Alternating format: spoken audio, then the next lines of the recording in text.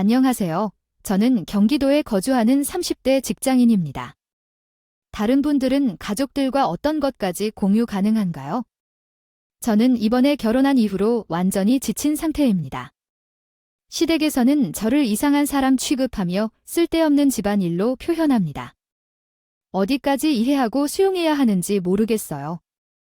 아직도 시어머니가 폭언을 하며 격렬한 소리를 내는 그 순간이 귀에 맴돌아 옵니다. 하지만 처음엔 그런 말에 문제가 없었고 결혼 생활에 대해 이야기할 기회 또한 없었습니다. 저는 수학학원에서 강사로 일하고 있는데 신랑도 같은 학원에서 근무하고 있습니다.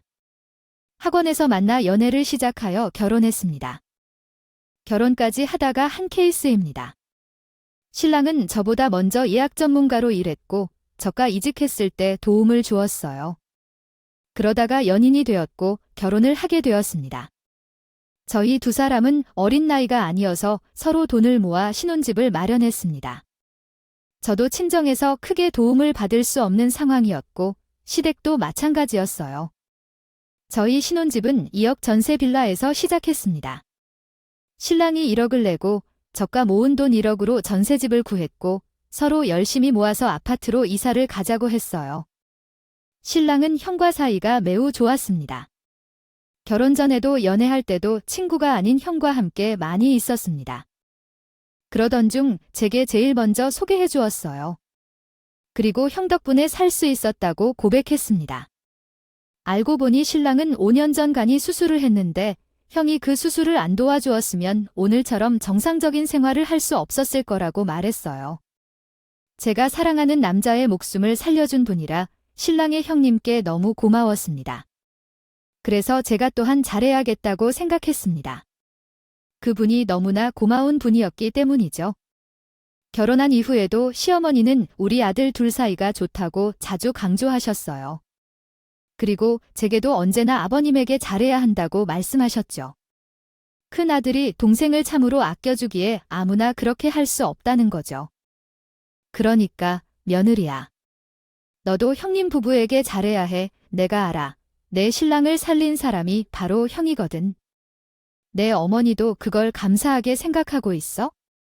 나도 형님 부부에게 잘할 거야. 걱정 마어. 그래서 신랑은 돈을 잘 버는 것에 대해 자신이 형보다 집안에 더 돈을 보태는 게 당연하다고 여겼어. 그리고 시어머니도 그걸 당연한 듯이 받아들였어. 결혼 전에는 신랑이 자기 목숨을 형이 살린 거라고 강조하며 나에게도 잘해야 한다고 말했어. 그리고 형수님한테도 깍듯하게 대해줬으면 해서 나 또한 형님 부부에게 정말 잘했어. 연애할 때도 생신 선물은 모두 챙겼어. 평소 좋아하시는 빵이나 케이크가 늘 사줄 때가 있습니다. 그때까지만 해도 우리는 그저 사이좋은 형제간이라고 생각했어요. 결혼한 지 2달이 되던 때였죠. 동서 어머님 생신 선물로 이거 사시고 싶으시대. 제가 사진을 보내놓았으니 동영상 학원이나 백화점이 가까우니 동서네가 사와도 될 것 같아요. 식사 예약은 내일 도련님이 하시기로 하셨으니 올해도 도련님이 하실 건지 물어봐 주세요. 그래서 나는 내 형님의 말대로 선물을 준비하겠습니다. 생신은 그러면 밖에서 외식하는 걸로 생각할게요. 제가 신랑과 상의해보고 연락드리겠습니다. 신랑과 형님과 통화를 했어요. 식당 예약 여부를 물어보았습니다. 신랑은 동네에서 인정받는 비싼 한정식 집으로 예약을 했더군요. 1인당 8만 원이었고 시어머니, 시아버지, 그리고 형님, 아주버님 그리고 우리 부부까지 총 7명이었습니다. 솔직히 술까지 시켜서 56만 원이 나왔는데 결국 60만 원이 돼버렸어요. 저희 부부는 신랑이 시어머니에게 선물로 30만 원짜리 스카프를 샀던 상황이었어요. 형님도 이 사실을 알고 계셨고요. 어머니는 딱 좋은 선물을 받고 싶다고 했고 백화점이랑 가까운 저희 부부가 선물하기로 약속했기 때문에 생일날 드릴 예정이었어요. 여보, 식사 비용이 생각보다 많이 나왔어. 형님네랑 반반 하기로 할까요? 최근에 친구들을 보니까 구족계를 하고 있더라고요. 한 달에 10만 원씩을 모아서 생일이나 여행을 갈 때 같이 부담하는 걸로 많이들 하더라고요. 우리도 형님 부부와 이렇게 해서 돈도 모으고 함께 하자고 생각했어요. 그래서 남편은 이번에 많이 나온 것도 아니니까 우리가 부담하자고 제안했어요. 작년에는 소고기 집에 갔을 때 더 많이 나왔는데 요즘에는 형의 가게가 잘 안 되고 있더라고요. 30만 원 필요하다고 하면 어떻게 말할까 고민했는데 그냥 이번에는 우리가 다 부담하도록 하자고 말했어요. 신랑은 얼마나 내야 해 하며 형에게 돈을 달라고 하는 것을 제지했어요. 자기는 형한테 무엇을 해줘도 아깝지 않다고 말하더라고요. 신랑이 그런 마음이 이해되지 않는 게 아니었어요. 저도 아주 형님께 감사했거든요. 저가 사랑하는 신랑을 낫게 해줬으니까 말이에요. 저희가 계산하면서 형님 부부가 먼저 얼마를 보태주신다고 할 줄 알았습니다. 저희가 선물을 산 것도 아시고 반값이 얼마나 나왔는지도 알고 계시니 솔직히 저희가 말씀드리지 않아도 얼마 정도는 보태주실 거라 생각했습니다. 하지만 전혀 그런 이야기를 하시지 않으셨어요. 당연히 잘 먹었어요. 도련님이 하는 게 다였어요. 저는 결혼을 첫 생신이라 우리가 대접하는 건가 생각했는데요. 신랑이 항상 자기가 가족들의 생일을 놓치지 않고 챙겼다고 말해요. 여보, 이번에는 우리가 모두 계산했지만 앞으로 형님이나 반반씩 부담하던가 아니면 조금 더 저렴한 곳에서 보내자. 매번 이렇게 할 수는 없잖아요. 이렇게 돈 문제로 서로 싸우지 말자. 내가 우리 부모님과 형에게 잘해주고 싶다고 말했잖아. 만약에 형이나 엄마가 없었으면 나는 오늘 살아있지도 못하는데 100만 원 정도는 생일 선물이라도 가족과 함께 쓸 수 있는 돈이잖아요. 당신이 항상 이런 걸로 뭐라고 할 때마다 나도 화나는 거예요. 신랑이 진지하게 말했어요. 1년에 2번씩이라도. 형이랑 부모님께 제대로 대접하고 싶다고 했습니다. 신랑이 수술을 할 때 병실을 지켜주는 어머님에 대한 신랑이 무조건적인 금전적 지원에 어느 선까지 동의를 했지만 언제까지 해야 할까에 대한 고민을 했습니다. 하지만 좋은 게 좋은 일이라고 생각하며 저 또한 기쁜 마음으로 도와주려고 노력했습니다. 신랑을 많이 사랑하고 내가 사랑하는 사람의 가족들이므로 잘하고 싶은 마음도 있었습니다. 이에 그냥 넘길 수 없는 일들이 많았는데 결국 신랑이 이렇게 살 수 있었던 건 모두 아주버님 덕분이라고 생각합니다. 이러한 말들은 어머니나 신랑에게 자주 말씀드렸는데 이런 과정 속에서 나 역시 이렇게 해야 하는가 하는 생각이 들기도 했습니다. 형님 부부는 늘 선한 인상을 가진 분들이었고 항상 감사의 마음을 표현해 주시는 분들이셨어요. 계속 받을 때마다 고마워하셔서 우리도 잘 살기를 바라셨습니다. 그래서 처음에는 이러한 금전적인 측면에 대해 깊게 생각하지 않았어요. 그런데 시간이 지날수록 상황이 더욱 어려워졌어요. 결혼 후 1년이 지난 지금도 남편은 여전히 우리 상황을 고려하지 않고 형님 집을 도와주셨습니다. 시어머니도 그것을 우리 형제 사이가 좋다고 언급하셨고요. 솔직히 한두 번은 이해하지만 남편은 계속해서 이러한 일을 계속하려 하고 있습니다. 정말 호구 같았습니다. 제가 이때까지 있었던 일을 말하자면 정말 제 속이 터집니다. 근데 사이는 남편과 아주버님이 좋은 거지 저까지 좋은 건 아니에요. 아주버님이나 형님이 저에게 간이식을 해준 것도 아니니까요. 그렇게 한창 저도 나를 세워가고 있을 무렵 시댁에 큰일이 벌어지고 말았어요. 여보, 형이 사고가 났대. 브레이크가 고장나서 큰 사고가 날 뻔했는데 그나마 참한 마음 가지고 형은 찰과상이 좋은데 아무래도 형 차를 바꿔주어야 할 것 같아 하는 겁니다. 신랑이 운전하다가 형이 운전하는 차 사고가 나자 차를 바꿔야 한다며 돈을 보태준다고 합니다.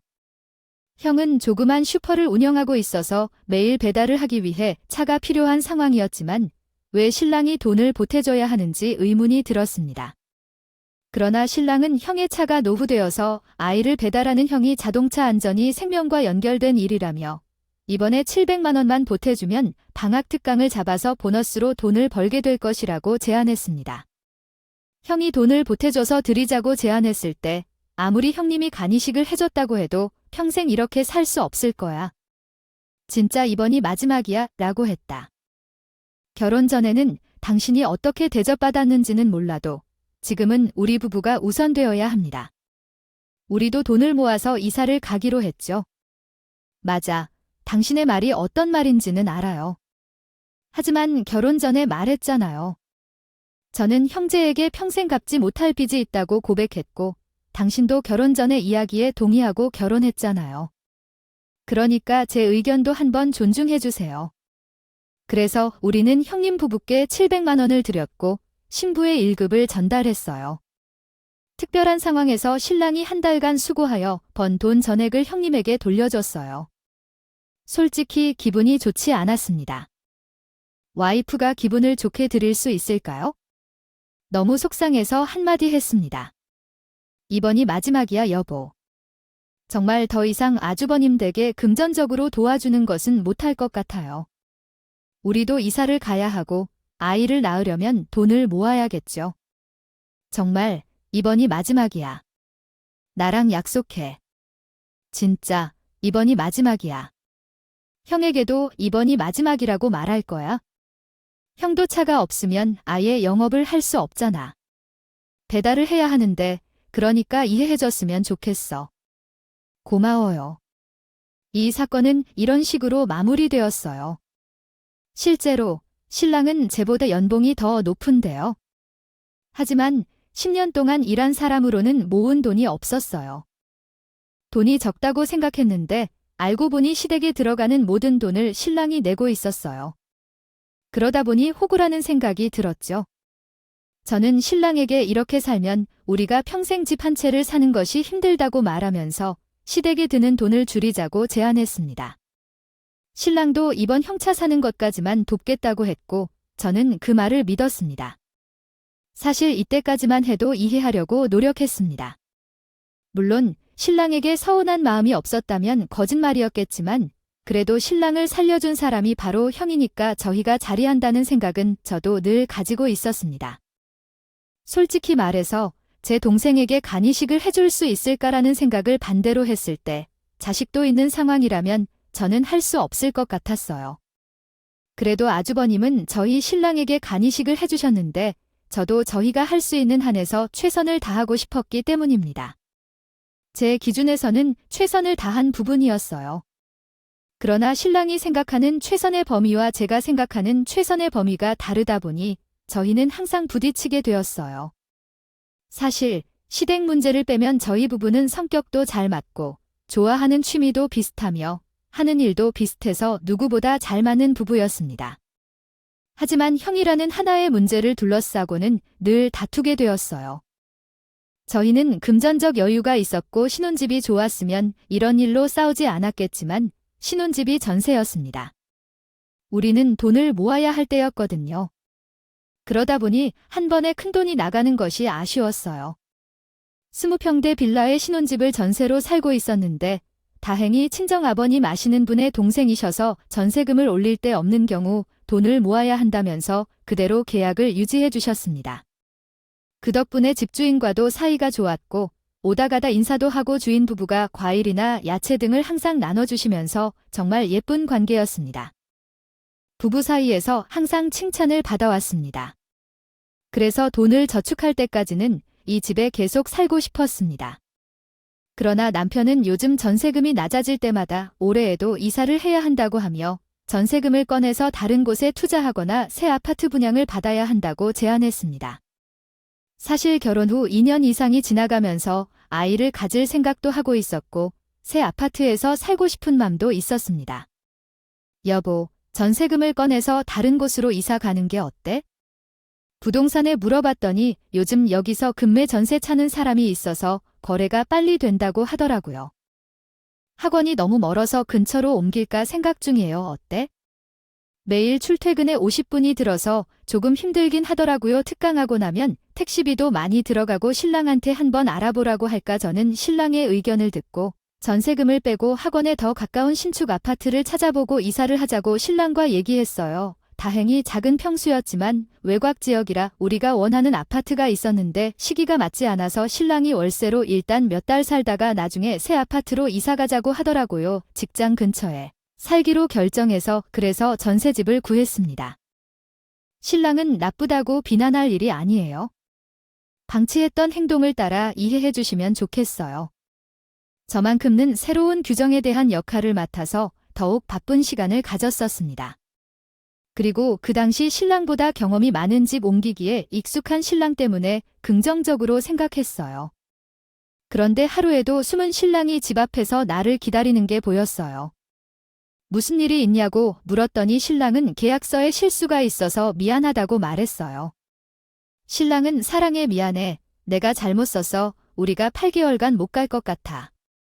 집을 팔면서도 바로 이사 갈 수 있어 고 큰 소리로 말했지요. 들어갈 곳이 집을 비우도록 해주지 않는다고 말했어. 정말 미안해. 당신이 이해하고 한 것이 아니야? 나도 알아봤어야 했는데 어떻게 해야 할까? 당장 다음 주에 집을 비워주기로 했다고 했잖아. 들어오는 사람들도 급하게 들어와야 한다고 하고 날짜를 미룰 수 없어. 그래서 생각해봤더니 우리가 8개월 동안 본가에서 살면서 우리 짐은 보관해 줄 곳이 있더라. 월세를 아낄 수도 있고 상황이 이렇게 돼서 정말 미안하지만 월세 아낀다고 생각하고 본가에서 살면 어떨까? 정말 죄송합니다. 신랑은 정말 많이 미안한 표정으로 말했어요.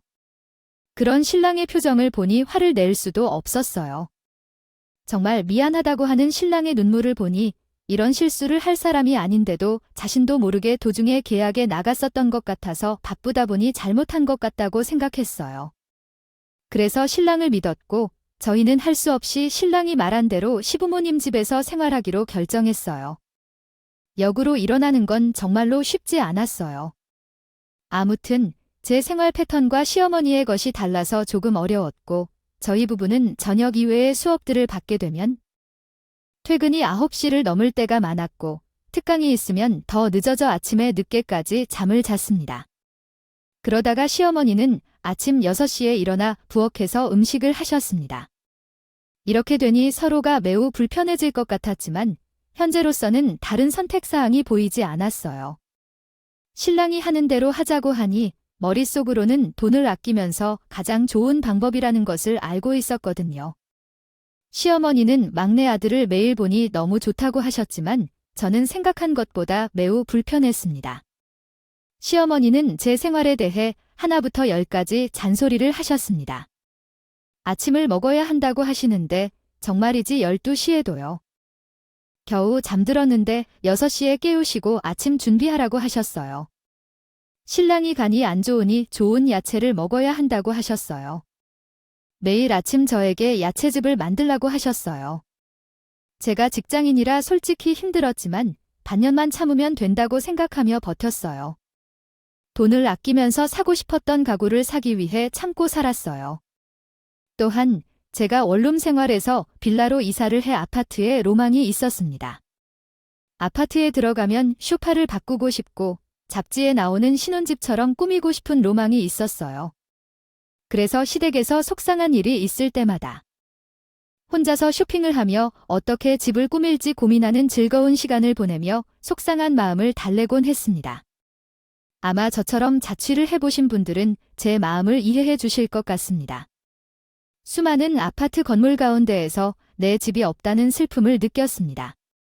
신혼집으로 입양한 빌라조차도 20평이라 너무 좁아서 소파 없이 지내야 했고 마음에 드는 가구도 마음대로 선택할 수 없었습니다. 그래서 빨리 돈을 모아 새로운 아파트로 이사 가고 싶었습니다. 그렇기에 돈을 열심히 벌기 위해 특강도 열심히 듣고 사고 싶은 것은 사지 않고 돈을 모았습니다. 전세로 살던 빌라에서 새로운 월세 아파트로 옮겨가기 위한 노력을 했고 새로운 시작을 꿈꿨습니다.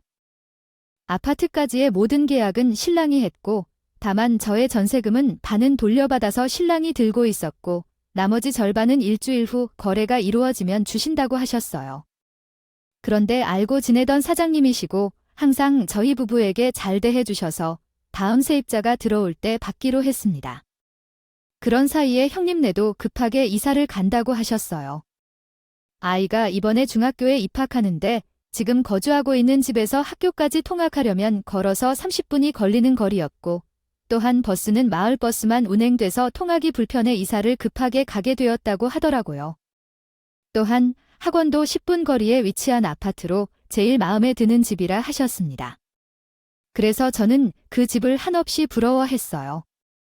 형님 부부께서는 돈이 부족하다고 하셨습니다. 대출을 받아서 산다고 해도 살기 힘들 것 같아서 의문이 들었지만 저는 물어보기 적절하지 않을 것 같아서 못하고 그냥 부러워하는 일밖에는 없었어요. 형님네 아파트로 이사 가는 게 너무 좋겠다. 나도 그런 아파트로 이사해서 싶어. 형님네처럼 37평에 가지 않아도 25평대만 가도 충분히 좋을 것 같아 제가 형님 부부를 부러워하자 신랑은 아무런 말도 하지 않았으며 그저 미안하다고만 말했어요. 내가 앞으로 열심히 일할 테니 미안해하지 말고 우리 함께 열심히 모아서 보자 하면서 저는 웃었습니다. 어느 날 모든 것을 알게 되었습니다. 왜 제가 그 아파트에 이사가는 형님이었더라고요. 부부를 부러워하는 사람도 있겠지만 신랑이 미안하다고 말했나요? 제가 신랑에게 모든 것을 맡긴 것이 잘못이었는지 내가 너무 신랑을 믿은 게 잘못이었나요? 신랑은 1억을 받았다고 한 말도 하지 않고 아주버님 집사와 같이 보태드린 것입니다. 당시 나도 모르게 어떻게 이렇게 될 수가 있었나요? 당신은 나를 아내로 생각하나요? 우리 둘이 모은 돈을 당신 마음대로 사용할 수 있기 때문에 얼마나 더 당신을 이해해줘야 하나요? 당신이 뭐라고 그렇게 말하니까 성 관련 이야기만 되면 우리 둘이 싸우니까 말을 못했어요. 당신도 알잖아. 결혼 전에 이미 얘기했잖아. 그리고 얘기한 게 이번이 처음이 아니었나요? 정말 마지막이야. 당시에 차를 산다고 700만 원을 보내드렸을 때도 똑같이 그랬어. 정말 마지막이라고. 그때도 한 달 내내 쉬지도 못하고 받은 아이고 다 형님한테 들었잖아. 근데 이번에도 또 그래? 신랑이 저 몰래 형님에게 아파트를 사는데 돈이 모자라다고 해서 돈을 준 사실을 알고 신랑이랑 정말 죽도록 싸웠습니다. 1억이 누군가에겐 줄 수 있는 돈인지 몰라도 신랑은 8년, 저는 5년간 일하면서 열심히 모은 돈입니다. 그걸 저한테 말도 없이 아주버님에게 줬다고 하니 기가 찼습니다. 저희 부부가 싸운 사이라서 시어머니께서 형제끼리 도와가며 살아야 하는데 너는 너무 돈에 미쳤다. 형제 사이에 너 때문에 멀어지게 하지 마라고 말씀하셨는데 오히려 제게 구박하신다고요? 너는 신랑이기 때문에 형제에게 주는 것인데 왜 이해하지 못하는지. 형은 어떤 형이기에 내 목숨을 살려준 형한테 1억 원을 주는 게 이해가 안 되나. 아직 젊고 아이도 없으니 쉽게 모을 수 있는 돈인데. 아니, 어머니, 1억 원은 5년 동안 열심히 일해서 모은 우리 부부의 돈인데 제 자산입니다. 그런데 상의 없이 제게 형님 집에 보태준다고요.